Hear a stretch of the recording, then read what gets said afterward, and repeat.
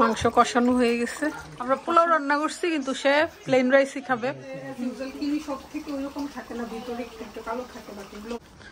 শুভ আর আমি পুরাটা ক্লিন করছি আর আমার জামাই ফিনিশিং দিচ্ছে।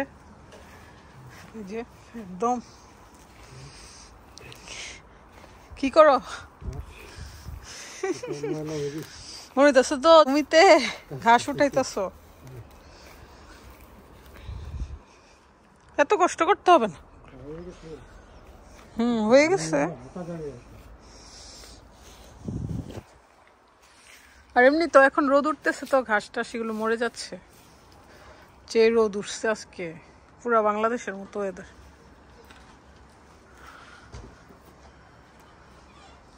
দুই বোনকে ফ্রেঞ্চ ফ্রাই আর চিকেন দিছি, খাচ্ছে। রুফি, রাধু,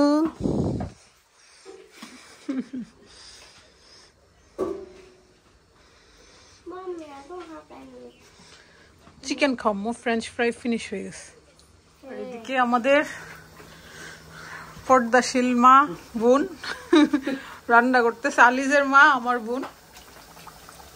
বিফ আজকে আমাদের কুরবানির বিফি কিন্তু সেকেন্ড রান্না হচ্ছে। আর ভাবলাম একটু পোলাও করি। স্পাইস সবকিছু আমি দিছি, হ্যাপি নাড়তেছে। হ্যাপি আমাকে রেডি করে দেয় আর কি।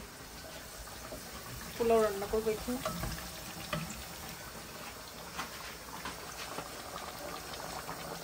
সেকেন্ড রাউন্ড হয়ে গেছে, কারণ বাসায় এই ফ্রেশ মাংস থাকলে আর কিছু ভালো লাগে না, তাই না? এটাই ভালো লাগে।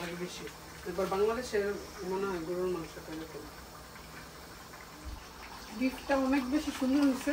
নর্মালি কোরবানির মাংস যে সুন্দর থাকে, যে মজার থাকে, আমরা যে অ্যাজ ইউজুয়াল কিনি সব থেকে ওইরকম থাকে না। ভিতরে একটু কালো থাকে, বাট এগুলো অনেক ফ্রেশ। আর পোলাও বসে দিছি হচ্ছে, দেখাও। আমি তো আর নাড়াটাড়া দিব না, একবারে হয়ে যাবে। মাংস কষানো হয়ে গেছে।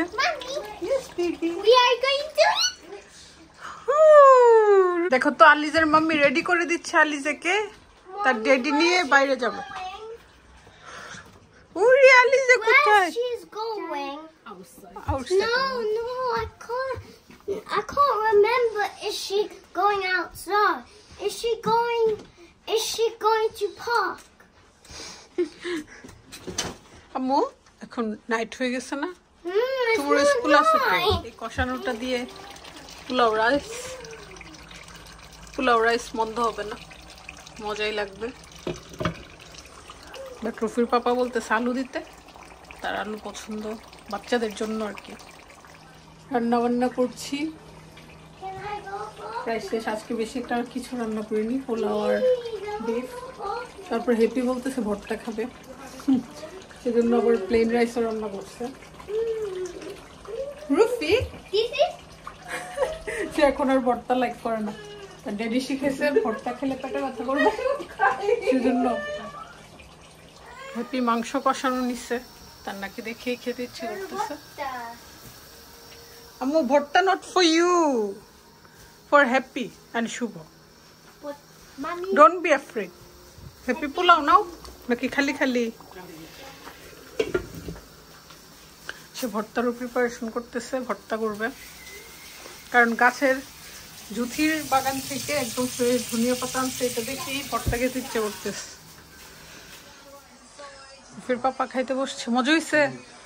আমরা পোলাও রান্না করছি কিন্তু সে প্লেন রাইসই খাবে, সবসময় সাদা রাইস খাবে।